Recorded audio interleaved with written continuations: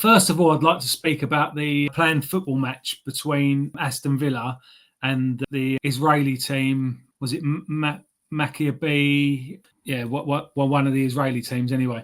And I'll just get my notes up on that, because basically the government made a big lie about things, because the police in the Midlands banned the away supporters from attending the game because of their own behaviour in, that's the one, Maccabi Tel Aviv. That's when for some reason I was getting Jerusalem in my head, but it is Tel Aviv, obviously. Yeah, thanks very much for that. Yeah, the police banned the away supporters from attending the game because of the way their supporters had behaved in Amsterdam, where they've been attacking people's homes, tearing down Palestinian flags.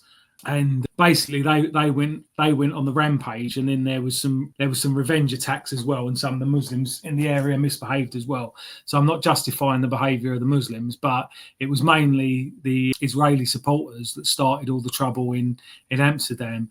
And the police made the decision to ban the away supporters because there's a lot of Muslims in Birmingham as well, and they was concerned that the Israeli fans might misbehave themselves. But then straight away, all the government and various politicians have jumped on it and tried to pretend that they were saying that they couldn't protect the Israeli fans from the Muslims in the area, but that's obviously not the case. And they shamelessly lied about it. And there's a few things about this. There's the precedent that lots of teams have been banned in the past or had their supporters banned from football matches. All of the English clubs were banned for about 10 years from playing in Europe because of what happened in Heysel that time with Liverpool. And that wasn't even just the away supporters ban. That was the entire clubs not being allowed to compete in the competition. So that's a far worse a punishment than what these Maccabi Tel Aviv supporters have got. So they've obviously lied about that and the precedents. Also, you've got the geography. Israel, as most people probably are aware, isn't in Europe. I know that there's a lot of history where, for obvious reasons, they can't play in their own region because they're hated so much by virtually everyone in that region. But really, for them, it's a privilege for them to be able to play in a European competition because they aren't part of Europe. So really, it should be discretionary that they're even allowed to play in that because of geographical reasons. And then my third point I'd like to make on it is the facts of the war and the genocide that has been partaken by Israel at the moment, and the way Russia was banned immediately. As soon as Russia went to war with Ukraine, Russia was banned. And I think it's time that they came up with a sort of set rule and stuck to it.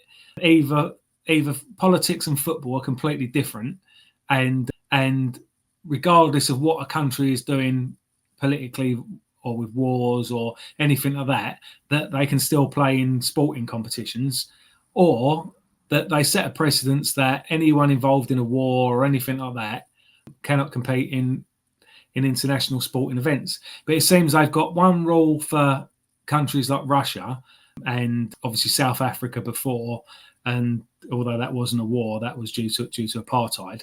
But it seems to be there's like a bit of a pecking order where certain countries, no matter what they do, can't get in any trouble. Really, to be fair, even us in America, probably in 2001, 2001 with Afghanistan, but probably more so 2003 with Iraq. If that's the rules where Russia got banned, then we should have been banned, and so should America, from playing in international events then. But it didn't, because it suited them. They didn't ban us. But that's my points I'd like to make, is that first of all, that the Maccabi fans were banned because of their own behaviour, not for their own protection, as was lied about in Parliament. It's another interesting thing with lying in Parliament. Because they've got parliamentary privileges, they're allowed to lie in Parliament. It's one of their privileges. But one of the things they're not allowed to do is, if someone else lies, you're not allowed to call them out for lying. You have to say, "I believe the right honourable gentleman is mistaken," as opposed to, "I think you're lying, mate." But it's absolutely ridiculous. They're allowed to lie, and no one's allowed to call them out for lying in Parliament. And immediately, as soon as I'm not fans of any of these left-wing or Muslim MPs, and don't think for a minute that I'm pally with them or anything like that. But the minute that they started saying that it was the Israeli fans' fault and not not the people of Birmingham's fault, they was immediately shouted down as being anti-Semitic, which comes back to what I've always said with racism: is it's a pecking order where whites, particularly white British or white Germans, and white South Africans are at the bottom of it, and then you've got all the other races, and then right at the top of it you've got Jews, or Zionist Jews in particular.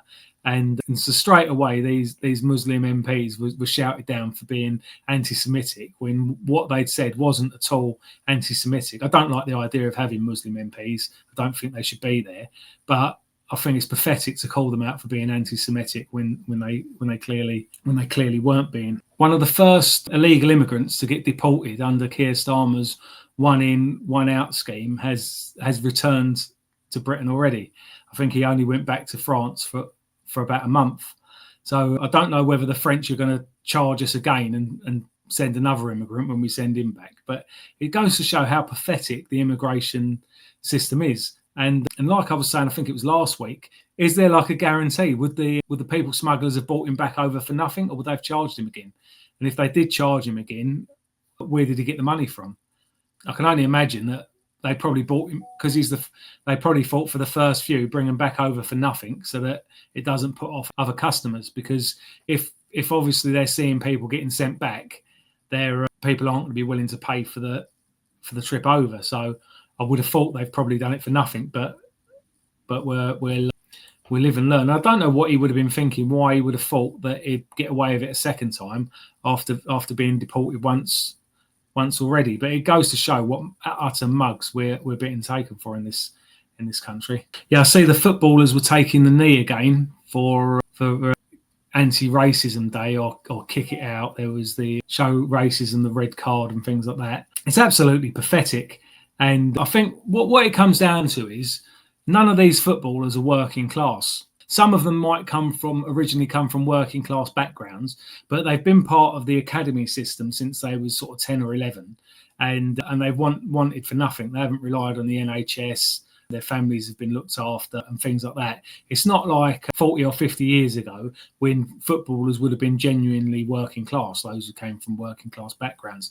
So all of these footballers, all your Gary Linekers, your Gary Nevilles and people like that, they're absolutely perfect. They're all middle class. Gary Lineker was, so was Gary Neville. And like I said, even the ones that came from working class backgrounds, they would have had a pretty decent upbringing from whenever they got involved in the academy system. And because you've got people like Marcus Rashford who claimed that he used to have to go to bed hungry and that because his family wasn't looked after well enough. And firstly, that was under the previous Labour government when he was a kid. And secondly, he was already part of the Man United Academy thing then, so I can hardly think that he'd be going to bed hungry. But they try and make themselves out to be victims, like Lewis Hamilton when he talks about growing up in the ghetto or something like that. I don't know if that's the exact terms he used, but it's quickly pointed out to him that he grew up in a £500,000 detached house in Stevenage, and it was hardly a ghetto. But they've got this sort of, you get it with a lot of blacks, it's naturally assumed they had a tough bringing up just because they're black. But a lot of them have led privileged lives a lot better than most white people live. And it's quite often also assumed about Northerners, that if someone's got a Northern accent, it's assumed that they're working class, people like Owen Jones. But Owen Jones is like very middle class and obviously isn't working class. So, but people just assume he's working class because he's got a bit of a Stockport accent. But yeah, I've got nothing but contempt for all these footballers who are taking the knee. What they need to remember as well is that there's plenty of white kids in England, in London, in Birmingham, in Manchester, or Bradford, that are going to school and they're the only white kid in their class or one of only a few white kids in their class. And they're going to these schools and they're getting told, and more importantly, the blacks around them are getting told that the white kids have an unfair disadvantage over them because of racism, which we know is absolute rubbish and that. But impressionable young kids, both black and white, are falling for that. So you're getting kids at school that are getting picked on for being white, and then they actually think themselves that they deserve it because of what their ancestors have supposedly done wrong. It's absolute rubbish. and it needs to stop straight away. And these footballers are at the front of that. I know that until I know it stopped doing it every game, but they was doing it last weekend at the games. It's absolutely disgusting. I didn't watch any football that day, so I got away with. Sorry, I missed the beginning of the game that I watched. So yeah, it's absolutely disgusting. They're not the ones on the front line of it. It's kids. And it's old people still living in areas that are completely overrun by ethnics. And it's the white kids that are still going to school in areas. I saw a photo on Stand Up to Racism's Twitter feed a couple of years ago, and it had a load of teachers doing some anti-racism, Black Lives Matter thing. It didn't look like there was any kids there at the time, but they was posing in the playground of a school in South London where the majority of kids are non-white. So again, it's putting that in kids' heads. These black kids that think that's one of the reasons why they go out mugging white kids is because they think they're owed. They think, and although they're obviously not, it's convenient for them to believe it, and they're told it, that they've been held back, they've been disadvantaged, they're discriminated against, and this, that, and the other, and it's all the fault of white people. And then that's why they're going out and doing muggings, because they think they're owed it. I remember I saw an interview once with Benjamin Zephaniah. He's dead now. He was supposed to be a poet, but it sounded like childish sort of poems that he wrote. He was lauded by the Labour Party. He done one poem about smashing Margaret Thatcher's head in. I'm not a Margaret Thatcher supporter by any means, but I didn't want to, it's obviously passed now. I didn't want to smash her head in. I don't agree with smashing anyone's head in, particularly women's heads in. But he actually done a poem about that, and it was celebrated. Oh, what a brilliant poet. Blacks wonderful at being poets, when it was like a completely violent poem about smashing Margaret Thatcher's head in. I don't like Miss Thatcher. I don't like that girl. Her brains I want to splatter. She's the worst girl in the world. I don't like her dictations and her laws on immigration, so I fight in this dimension to build a better nation. When back to my original point, I saw an interview with him, and he spoke about how when he was growing up, he was probably in his 50s when he said this. He used to go out stealing white people's cars. And he thought that was like sticking it to the man, one up against the system, and being rebellious. He thought that the white people owed him the cars because they took it from him in the first place, which is an absolutely disgusting thing to think, which is probably, rather than that actually being his fault, that was probably the fault of white liberals that have put that into his head, that they've had stuff taken from them. If it wasn't for the white man, his ancestors would have probably got eaten in Africa or something like that. He owed everything he had to white people and British people, but because it was convenient for him and thousands, if not millions of others, to believe that we owe him something, he was going out stealing white people's cars. And when he spoke about it many years later, he jokes that it probably wasn't the most rebellious thing, but he still thought it was quite funny. He didn't think, oh, it's terrible that I've persecuted people on account of their race and stolen their cars. And it's another reason why white people, or most people on this stream probably know anyway, but why most white people move out of areas when they become heavily ethnic. They've got less friends to associate with. They feel vulnerable. They're getting mugged. They're getting their cars stolen, or more importantly, like their children are being mugged.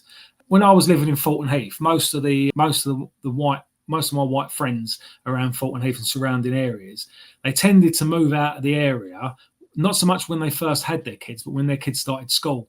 They'd go and have a look at the local schools, and they'd think, like, no way am I sending my kid here. Like when I was at school in Fulton Heath in junior school, it was just over half white. And then when I went to senior school, that was in South Croydon, and that was about half white, maybe just under half white. But now you go past some of these schools, and it's absolutely horrendous how ethnic they are. So that's, people are getting forced out of these areas, and like I said, and this is the fault of politicians and footballers and all these liberals who put it about the myth that white people have an unfair advantage, where a lot of them had an unfair advantage because of class, not because of race, and they believe that all white people had that same privilege.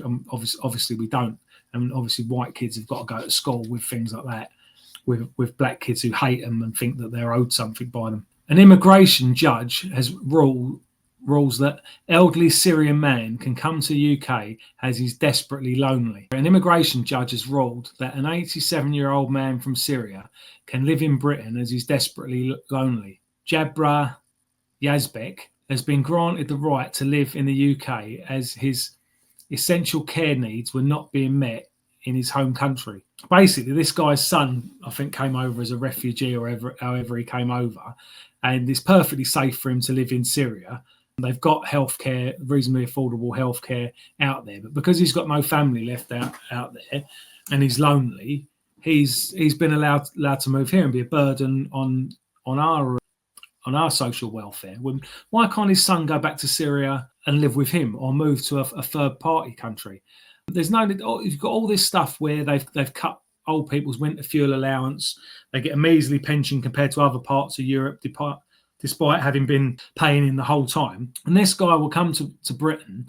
He'll get a pension. He'll get somewhere to live, and he'll get all his national health and all that sort of stuff paid for, and it'd be a burden on Britain just because he's lonely. His son should go back to Syria. Someone's just put it, deport his son back to Syria. 100%. You see, I remember there's a case a few years ago where there was a black guy who, I think he'd mugged someone. It might have been something else, but he committed a crime and he was getting deported back to Jamaica, where he was born.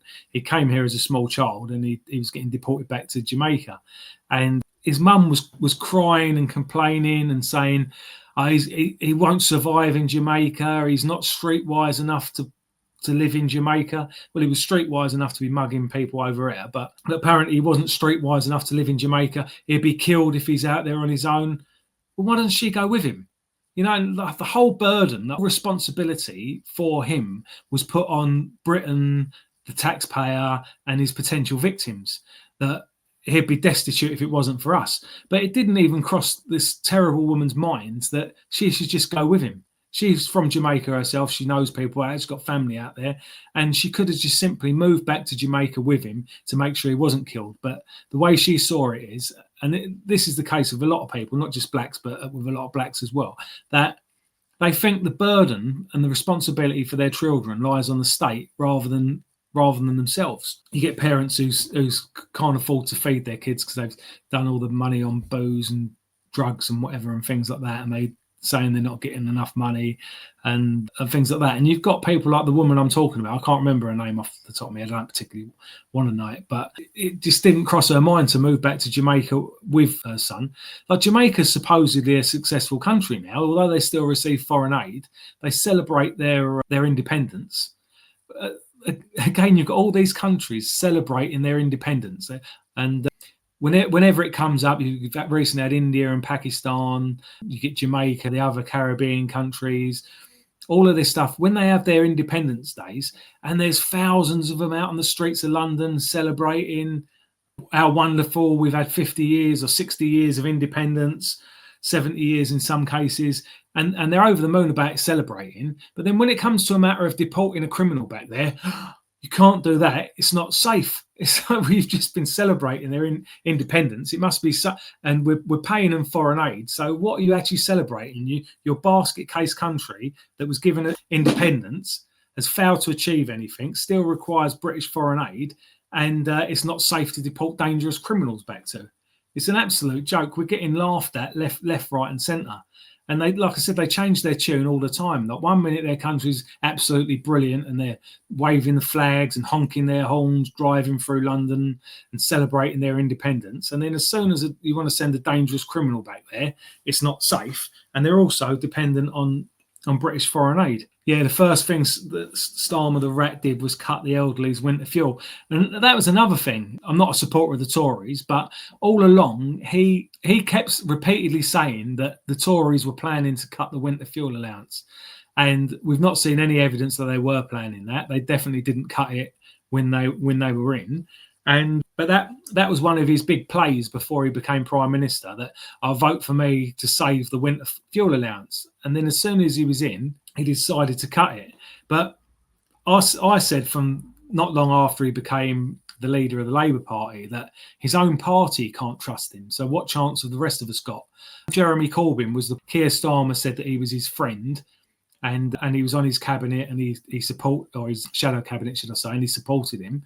And then 6 months or a year later, he denied saying it. He said he'd never said that Jeremy Corbyn was his friend. He said he wanted to create a Labour Party that was for all, for the left and the right of the party. Then he started chucking out loads of people on the left of the party, and lots of people that he talked into supporting him were victimised and thrown by the wayside, which in some respects is a good thing because they're a bunch of scumbags. But when he said he's not going to do that, is completely untrustworthy. So if you think how many people left the Labour Party or were thrown out of the Labour Party because of that man's treachery, that his own party couldn't trust him, and then you look at and then he went to the elections making pledges, how can we trust him? And it's been proven, obviously, that we couldn't. There's now apparently, we don't know how many, but there's now apparently British troops in Gaza.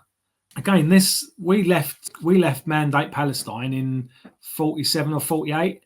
So you're looking at, what's that, nearly 80 years.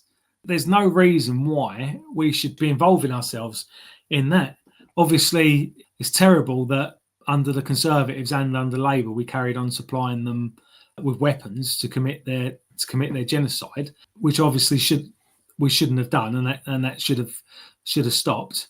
But there's no reasons to put British troops on the ground out in Gaza. I'm sure they're out in Ukraine as well. They're not a commodity. When Labour Party first brought in the minimum wage, they made the Ministry of Defence exempt from paying the minimum wage. They thought that our soldiers didn't deserve to be earning as much money as people working in McDonald's. You've had all these court cases going through the courts where soldiers were put on trial for doing their job. I'm going to get onto this in a bit more detail in a bit. But the Labour Party under Blair thought that they didn't deserve to earn as much money as people working in McDonald's for being on the front line.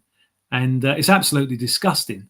And obviously the Labour Party, 10 years after they did that, or maybe a few years more, about 10 years after they did that, 10, 12 years after that, they were voted out and the Tories got in, or the coalition, and they did nothing about that. They kept it that the Ministry of Defence is exempt from paying the minimum wage. And I believe it's still the case today. So you've had, God knows, Blair, Brown, Cameron, May, Johnson. I leave Truss actually wasn't really in for long enough.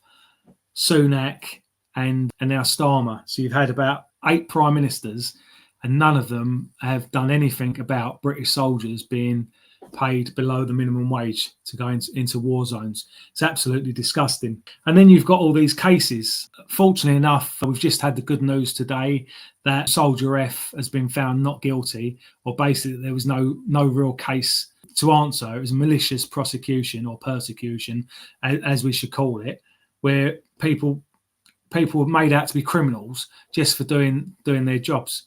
The paratroopers at Bloody Sunday were armed with semi-automatic weapons. And if they had, as Sinn Féin and various other scumbags tried to make out, if they deliberately decided to start killing people, and even one of them had just decided just to kill as many people as possible, you'd have had a lot more than a dozen people killed. It would have been hundreds. So that obviously wasn't the case. I don't know if people panicked. Obviously, I wasn't there. I wasn't even born. I wasn't born.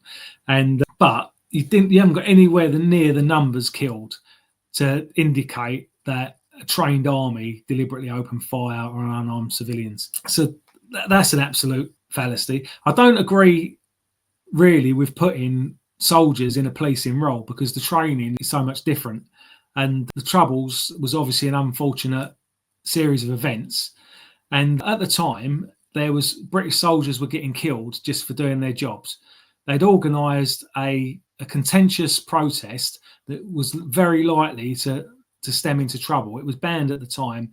It went ahead anyway. And the people that organised that protest and the people that deliberately caused it to kick off, they're the ones responsible for the loss of life on that day, in my opinion. Because a lot of people, I think people watch too much TV as well, and they seem to think that either rifles have got stun settings on them, or that you can, like the Wild West, you can just shoot a bottle or a brick out of or a gun out of somebody's hand, which obviously you can't. It's absolutely ridiculous. If you've got a lethal weapon in your possession, and the time comes to use it, you have to use it with lethal force. So it's obviously unfortunate people getting killed, but it's absolutely disgusting to try and blame the soldiers there to be responsible for it, especially some of the things that the IRA have done, deliberately leaving bombs outside sweet shops and chip shops and things like that, knowing that they're very likely to kill children. And they've deliberately done that. And then you've got soldiers just trying to do their jobs, getting taken to court over it. So like I said, we've actually got 100 people on now, by the way. I think that's the most I've had on, 101 now, at one time in a live stream. I think that's across all platforms, YouTube and Twitter, but it's absolutely disgusting. So like I said, I'm glad to say that today Soldier F has been found not guilty with that. And a few years ago, you had Dennis Hutchins, who unfortunately died before his case got finished. But again, he was getting dragged through the court for the second or third time with a case that there was no case to answer. It was purely brought about as a malicious prosecution. And I went to one of the protests in London where people were protesting about his treatment. And when everyone formed up over by Horse Guards in London, there was 6, 7 or 8 people. At the time, I didn't know who any of them were, who were holding up little A4 bits of paper saying, "My name is John Pat Cunningham, I'm dead," which was the name of the Irish Republican guy that was shot by one of Dennis Hutchins' men when they was on patrol in Northern Ireland. And it turned out the guy had learning difficulties and he should have been at home cared for by his family. You wouldn't let a child out in a war zone. So why let an adult with the mental age of a child out in a war zone? If he's not responsible for his own actions, then somebody else should be responsible for his actions. And apparently the local priest had warned the family before about letting him go out and how it was dangerous to let him go out and there's a curfew and things like that. But they didn't listen. And in my opinion, the guy unfortunately died of neglect rather than it being the fault of Dennis Hutchins or any of the other soldiers who were present on that day.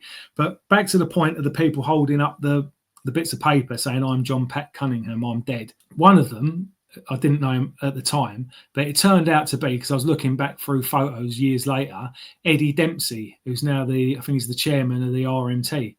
He's an Irishman with a London accent who hates the British and hates our armed forces. An absolutely disgusting character, but that's what we've got to live with today. And unfortunately, he passed away before his name was cleared. But fortunately, Soldier F has now been found not guilty. So that's a good thing. What am I going to say?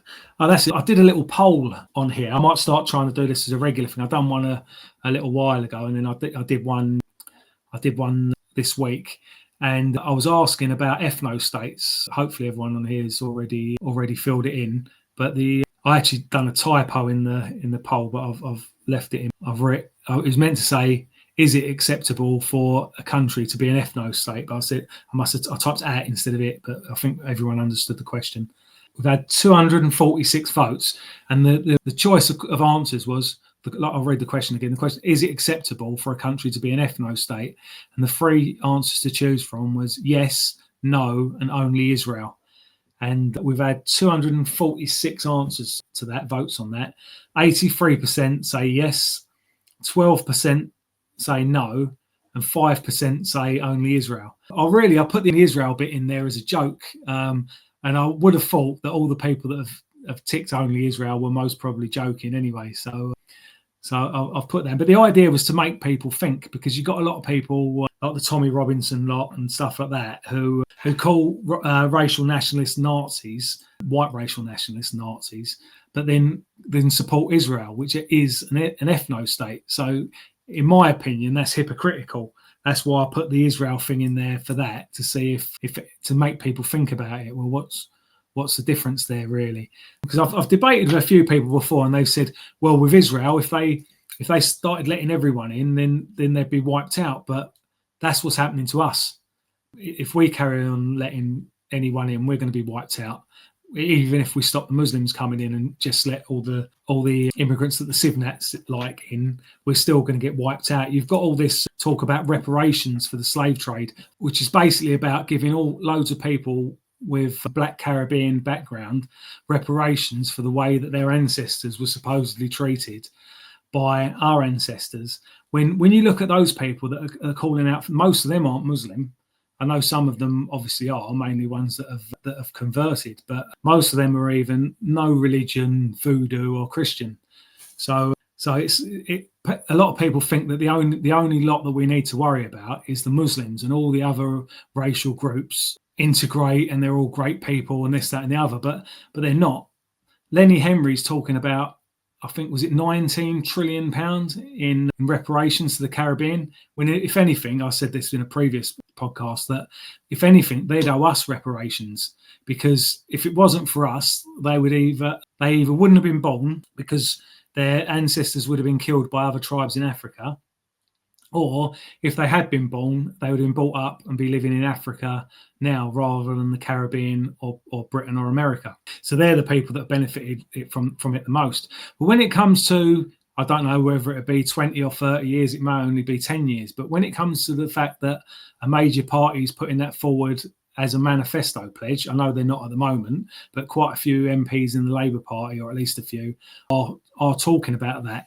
So it's not unthinkable that we could be in a position in 10, 20 years' time where there's lots of immigrants or descendants of immigrants that aren't Muslim but are voting for their own reparations. So there's that to think about. But in my opinion, Britain should be for white British people. And if we land up giving reparations to the ones in the Caribbean, I'm sure India will be after it as well, or people of Indian descent will be after it. And we just end up giving everything away. On to the next little topic here. They've been doing the inquest into the lockdowns, or the COVID inquiry. And both Boris Johnson, the Prime Minister at the time, and Chris Whitty, the Chief Medical Advisor at the time, have now both said that they thought school lockdowns were a bad idea. So it's like, well, whose idea was it? They were the two people in charge at the time, the top medical expert and the Prime Minister, and they both thought it was a bad idea. So why did it happen? Personally, I think with Boris Johnson, he was probably the best thing he did as a Prime Minister was to have that party during lockdown, because that's one of the main reasons that we got brought out of lockdown. Because although from the start, lots of us were saying what a ridiculous idea it was, and lots of things about the COVID rules, the lockdown and things like that were absolutely ridiculous. And then the fact that it appeared that the Prime Minister also thought that was the main reason, in my opinion, why we got out of lockdown. But I'd like to say something about experts, because all the way through the lockdown, people were saying, trust the experts, and they were mocking Facebook experts and people who have only got a couple of GCSEs or haven't got any GCSEs, who think they're an expert in everything. But what they forget is that everyone, regardless of qualifications, has some kind of lived life experiences, and everyone's been lied to before. And everyone's got their own way of when something just doesn't add up. You're getting told something and you just think, this is absolute rubbish. It just doesn't make any sense. It's like with the supermarkets when they was rationing things. It was all done as a sort of way of panicking people, of a sense of urgency. The fact that it was kind of a bit like during the war, World War II, where you'd have to queue up for hours just to get some bits of bread, and like what happened in the Soviet Union more recently with as that was collapsing, with similar things like that. But to me, it seemed at the time absolutely ridiculous that you'd have to go to the supermarket every day, because you couldn't just do a weekly shop. And they were rationed to some extent. I could understand essentials, not letting people take too many things that are essentials. But even things like beer and that, they was actually rationing beer. You couldn't have more than like 3 bottles of beer or something like that in Tesco's. And it's like, surely that's causing people to go to the shops more often and to have a more of a chance of getting contaminated. And again, telling people to stay indoors, when anyone's common sense says that if you're not unwell, it's good for you to get exercise. It's good for you to be out in the sun. It's good for you to get fresh air and things like that. And we were getting told exactly the opposite for that. And then they had all the jobs that they considered essential, Fortunately for me, my job was considered essential at the time, so I was working for most of it. But all these grotty takeaways, they consider them to be essential, and all these dodgy guys on the electric bikes delivering them, they consider that to be essential. When how is that at all essential? And how are they even getting hold of the food to cook? If normal people are struggling, having to go to the supermarket every day and queue up to buy their food and things like that, how are these takeaways getting hold of all this food to cook? Everything, to me and to millions of other people, that all the way through the lockdown, everything looked like we were being lied to, and obviously we were, and it was a con.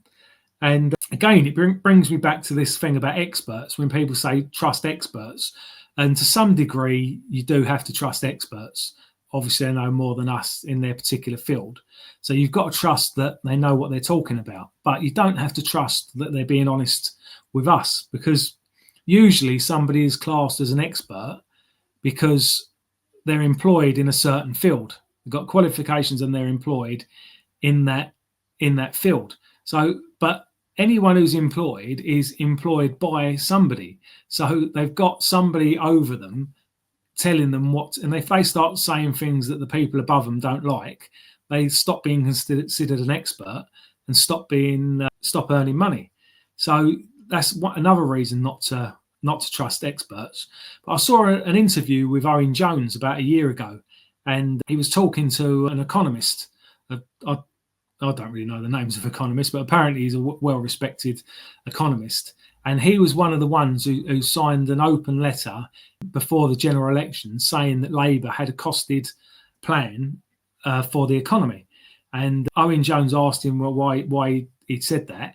And he said, well, things were so bad under the Tories that they just hoped that Labour had something, I can't remember if he said in the bag or up their sleeve or whatever, but he just hoped they had something that was better. So you've got him and a load of other financial experts, economists, who'd said that Labour had a costed plan, and none of them had seen it. They just said it because A, it raises their profile, and B, that they just hoped that they did have something. The one big reason I want to talk to Danny right now is before the election, he endorsed Labour as part of a letter. It wasn't just him. There was lots of distinguished economists who did. And he has, I think, renounced it. Let's just put it that way. And I want to talk to you about that, but more broadly, the current government. We want to hold the government to account, their economic strategy, and the actual credible alternative. So I think that's what we'll do. How are you doing? Yeah, and I just, it's good to see you again. It's great to see you as well. I mean, the story in many ways was that you had 14 years of Tory rule, and basically it was time to get rid of them. I mean, the first, in a way, I don't regret in a way what I said, because in the first hour, they scrapped Rwandan concentration camps, and that seemed pretty important. But I had hope that a Labour government would actually try to start to put people first and try to think about things like millions of people on wait lists, people struggling to get appointments with doctors, schools in trouble, potholes, local authorities struggling with social care. And I thought, and basically high levels of poverty, and particularly child poverty. That seemed to me at least an opportunity for change. I guess, so let me ask, just so we can set the scene a bit better. And I do this, by the way, because the left is often accused of looking for traitors, not converts, and I'm not doing that. But I'm interested in the mechanics of this. So the letter was entitled "Labour is offering a credible plan to address Britain's economic problems." Firstly, I mean, lots of economists were on this. Lots of economists I look up to. And I should say that people, again, who I've interviewed, people like the brilliant Professor Mariana Mazzucato, for example, Joe Stiglitz, of course, Simon Wren-Lewis over at Oxford. I mean, this is kind of like progressive economists you want on your side if you want an alternative. So, if we're going to start condemning everyone now as look what you did, that wouldn't be very useful from my perspective. Can I just ask, how did the letter come about? How were you approached? Oh, if I recall, John Van Reenen, who's an extremely distinguished professor I've known for many a moon, who went to America and actually came back to England, he's got a great London accent, as John, asked me to sign it. And I kind of thought, well, I mean, perhaps it was mistaken. I don't know. I mean, I sort of have reversed myself, but I felt at the time, and I had been opposed what the Tories had done, really. I mean, I was probably the most outspoken opponent of austerity in 2010. So in a sense, that was my continuation of that. I mean, I called Slasher Osborne in 2010, and I was vehemently against it then, and I've been vehemently against, as you've known, for many a moon. And I thought at least it had some hope. I had some hope that people with at least a heart and a soul and a concern about the well-being of ordinary people would try and change things. And I sort of hoped... You've not met the leader's office then? No. I sort of hoped that work was being done in the background. I've got one other thing here. Yeah, there was a father of two, Carl Davies, was jailed for paedophilia. And he actually done some disgusting things with a girl. I think she was 14 or 15, or between the ages of 14 and 15 at the time when he did it. And the guy, a white guy, was absolutely disgusting. Some of the things and his manipulative behaviour. I think he pretended to be. He took on about 6 different pseudonyms to intimidate the girl and pressure her into committing sex acts with him, put pressure on her to self-harm, supplied her with razor blades to self-harm. And I think he got about 18 or 25 years. My notes aren't what they should be. But he got jailed for it, and which is obviously a good thing. And I'm glad that he did get jailed for that. But the media and the article that I was reading made out that he's like the first person to get prosecuted under the online safety bill, which they may have used that as part of the case. But the majority of the things that he got convicted for were illegal before the online safety bill. So it's another one of these things. I've said this before about the Terrorism Act and the laws around protesting and the online safety bill. Is what they do is they take lots of things that are already illegal, that they've already got ways of prosecuting people for, and then they use those as an excuse for bringing in more legislation that clamps down on ordinary people's rights. All the things I've just read out about this guy Carl Davies was illegal long before the online, like encouraging minors to engage in sex acts, encouraging them to self-harm, all sorts of things like that were illegal long before the online safety bill. So it's absolutely disgusting that they use that to justify and celebrate the online safety bill. But also I thought I'd mention it is because the far left say that what they call the far right, I don't know if they include me in that or only people like Tommy Robinson and Nigel Farage are the people that they named, saying that never mention it when it is a white person. But obviously, regardless of the race of the perpetrator, things like that are absolutely disgusting. And there was a journalist out in Northern Ireland the other day talking about a case where a white guy had been done for domestic violence, but nobody wants to say anything about that. And people do say things about that, but the big difference is when people are complaining about the Muslim grooming gangs, when people are complaining, and also people complain about Jimmy Savile and things like that, and Cyril Smith, the way they got special privileges and got let off. So it's not just Muslims that people talk about, but the reason that people complain and protest about things like that is because there were serious failings by the state. There were serious failings by the police, social workers, politicians, the media. There's thousands of people that are to blame for all these things. Like I said, the Muslim grooming gangs, Cyril Smith, Jimmy Savile, and various other high-profile people. So you're really not so much protesting about the actual crime itself, but you're protesting, or we're protesting, about the complicity of the state and the establishment over these things. Whereas if a white guy abuses a child in his own family, obviously it's absolutely disgusting. In some cases it's more disgusting because they're actually doing it to someone who's in their own family. But there's not really anywhere to protest about it. There's not, like, it's pointless going down to his house and protesting, because by then he's been locked up and you'd be protesting more against the victims than the perpetrator. It's not worth protesting the police because they've obviously arrested him as soon as they found out about it. It's not worth protesting against anyone because in most cases justice has been done and everyone has done their jobs properly. But obviously that is the big difference. And these politicians and these journalists, they know that. They know the reason that people are protesting is the state's complicity in it and the establishment's complicity in it, rather than the actual crime itself. With the Muslim grooming gangs, if they hadn't been allowed into the country, it wouldn't have happened. If they hadn't been able to form their own ghettos, it wouldn't have happened. And if the police, social workers, and the government had dealt with them as soon as it became apparent what was going on, it would have happened to a lot smaller degree. So it's not at all hypocritical to be talking about one lot more than another lot. Again, I don't think people make a big deal when there's a case with a black or a Muslim where they've committed a crime against someone in their own family, because it isn't a failing by the state, it's a failing by that individual. So that's all I've got to say on that. We'll go through the comments a bit and see what people have got to say. Slow putting them up, but socialists, commies, Marxists always lie, lie, lie. To be fair, it's probably most politicians, the Tories and that do it, the capitalists do it as well.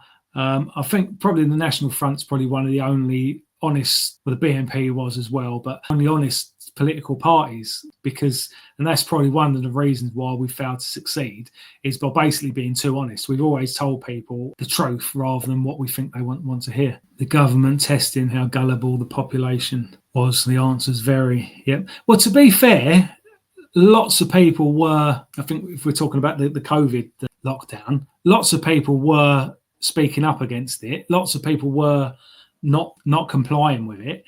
It's the problem was that, and again, when Labour complained about how the Tories mishandled it, which obviously they did, Labour were there with them. They weren't a proper opposition. They weren't calling them out at the time over things. They supported, in fact, they were the ones pushing for the lockdown. So they're just, although they weren't in power at the time, they were in opposition. They were just as compliant in it as the Conservatives. They was privy to information that we weren't, and they should have been speaking up about it. That's the problem with the two-party system, the first past the post. Anything that the two main parties agree on happens, whether everyone else wants it or not, because there's not an alternative. Sadly, I don't think reform of that alternative.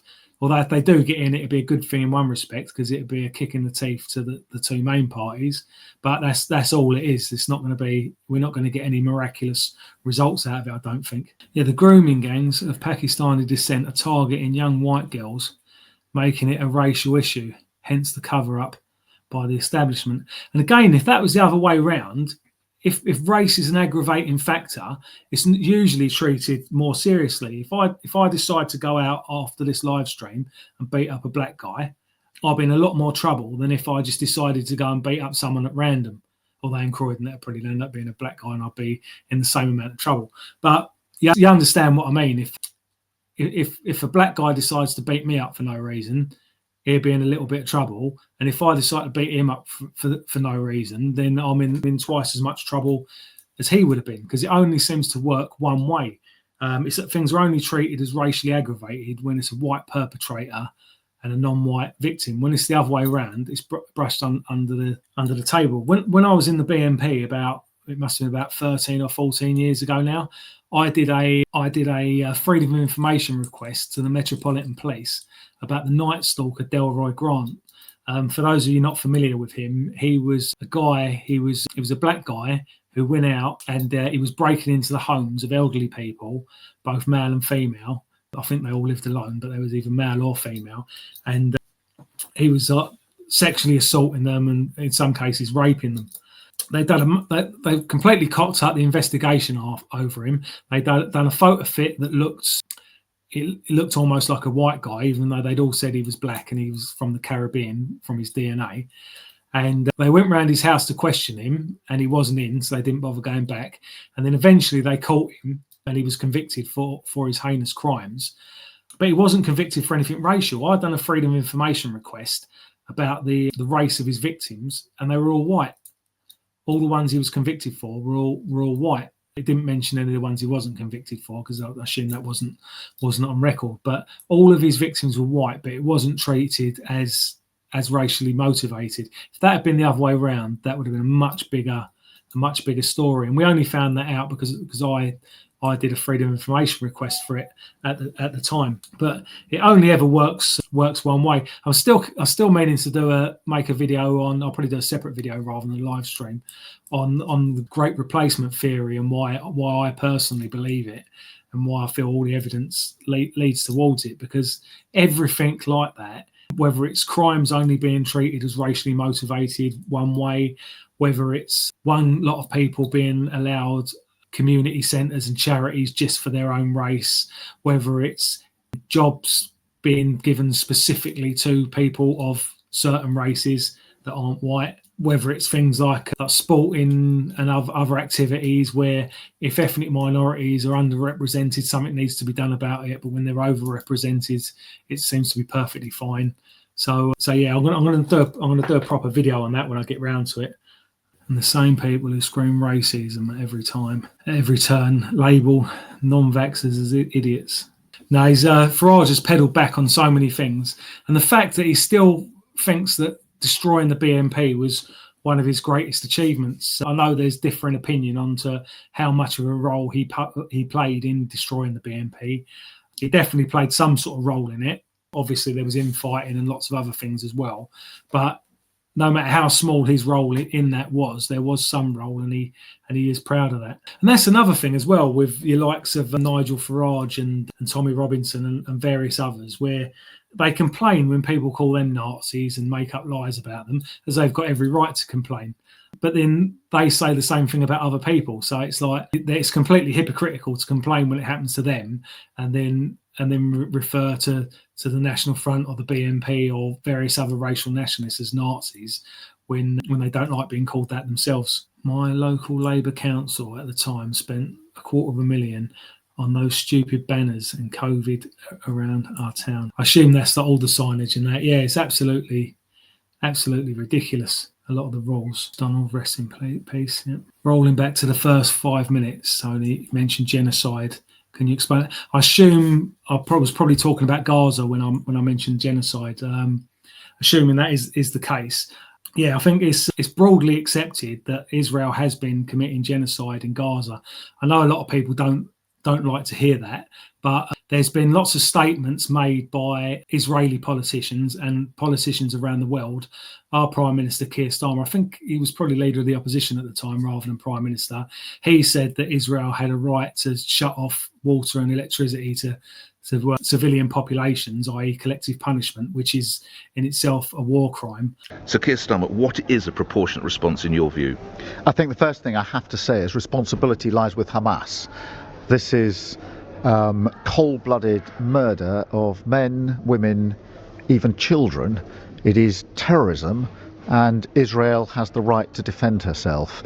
And there are ongoing situations with hostages, and Israel has the right to do everything that it can to get those hostages back safe and sound. And therefore, I'm very clear, Israel does have that right to defend herself, and Hamas bears responsibility.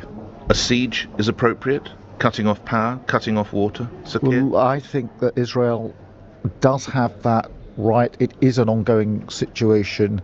There's been, I'm going to say Netanyahu, it may have been another senior Israeli politician, said that they've told the IDF that the gloves are off, they can do what they want to the Palestinians. There's been lots of statements by, I haven't got a list on me at the moment. Owen Jones is actually, I feel bad sort of recommending him, but Owen Jones is quite good for keeping a record of things like that and stating things like that, and he puts up video evidence of it. Most of everything he says is left-wing drivel, but he's quite on the ball with the Israel-Palestine or Israel-Gaza problem. But there is lots of documented cases.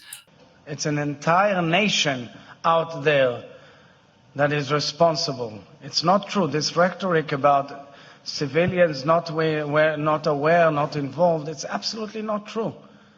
They could have risen up. They could have fought against that evil regime which took over Gaza in a coup d'etat. There was something with lavender, which is their, rather than being a plant, it's their AI system that determines where to fire rockets.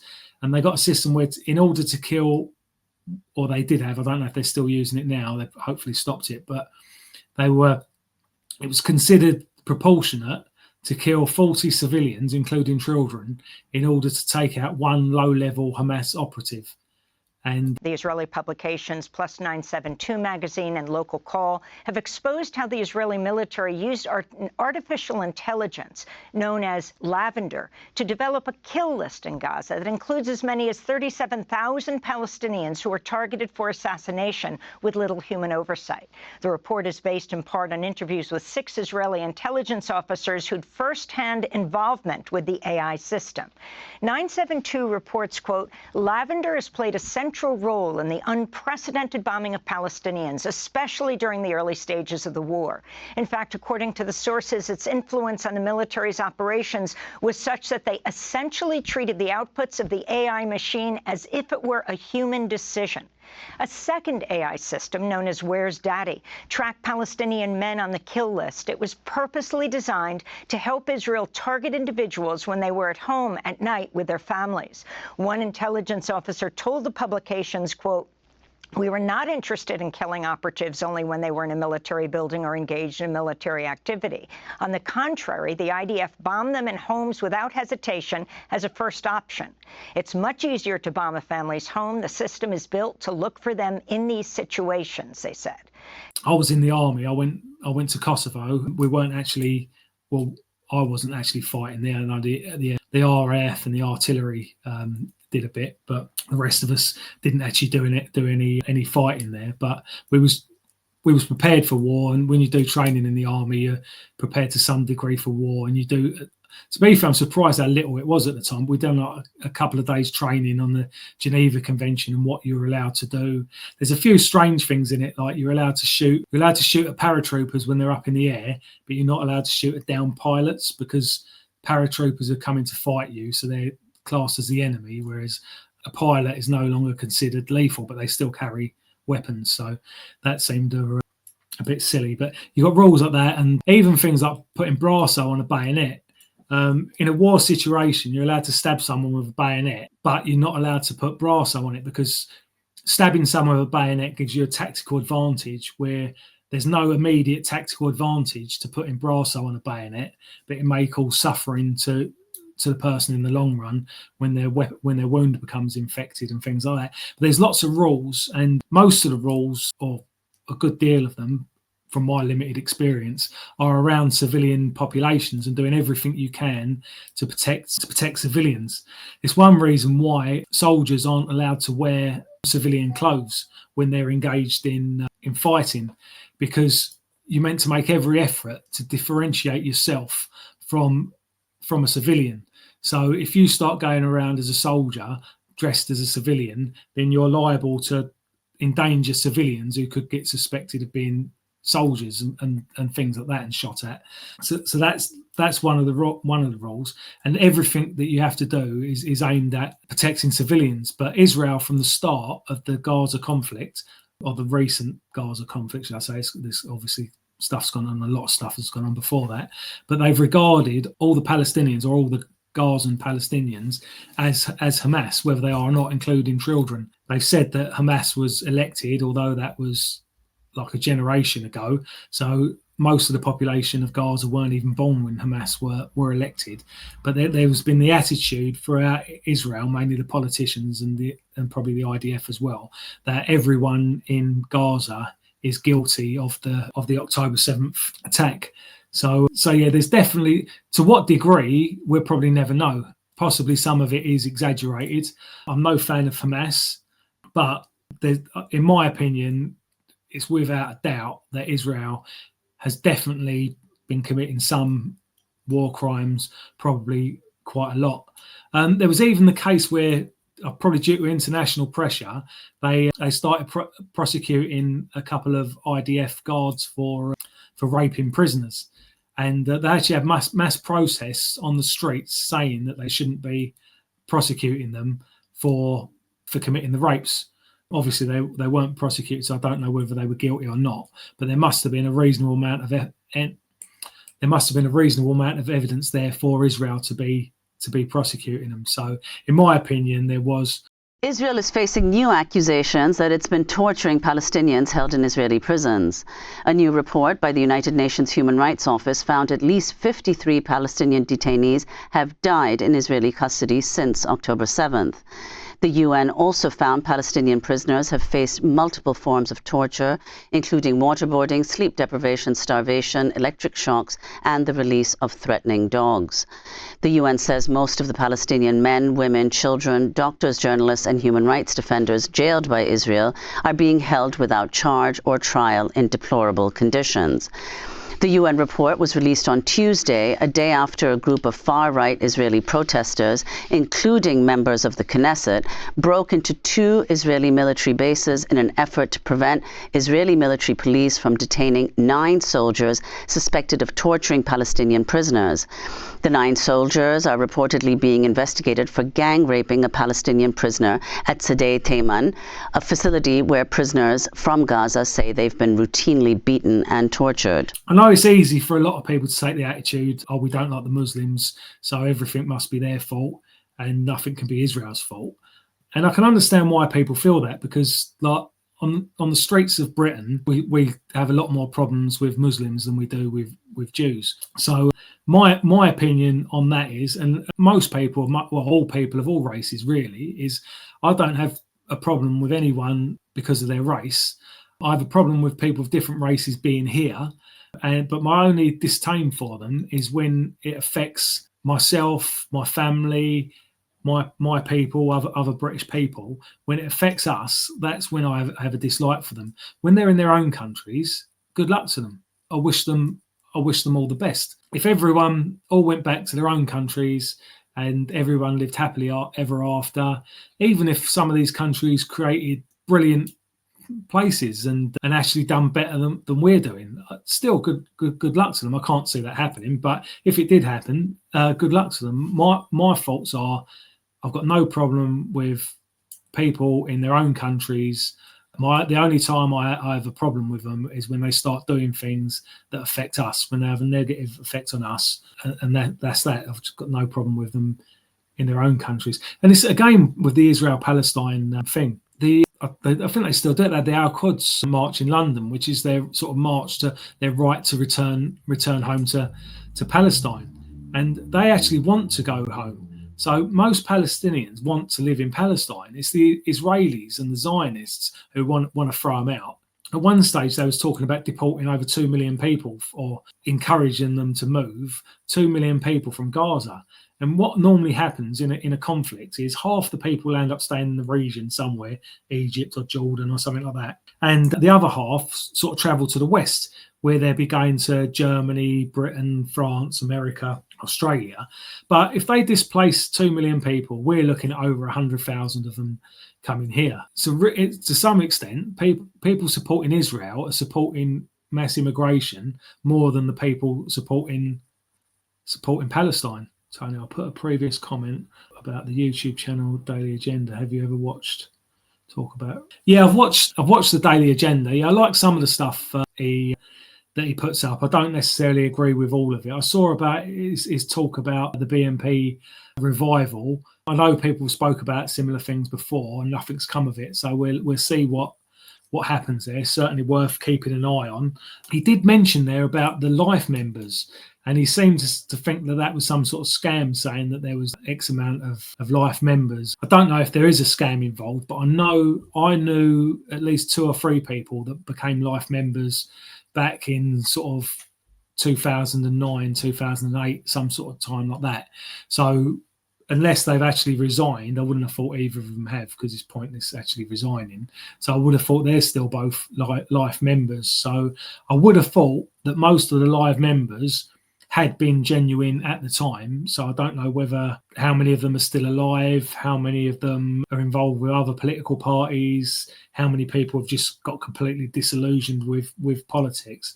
But there must be probably 100 or a couple of 100 life members out there. So I know that it wasn't a matter of the whole thing was a scam. There were definitely, because it was advertised in the Identity magazine quite a lot. I think it was either the Freedom newspaper or Identity magazine, or probably both, about the life members. And I did know at least a couple of people that did take up life membership. So we'll see what happens with that.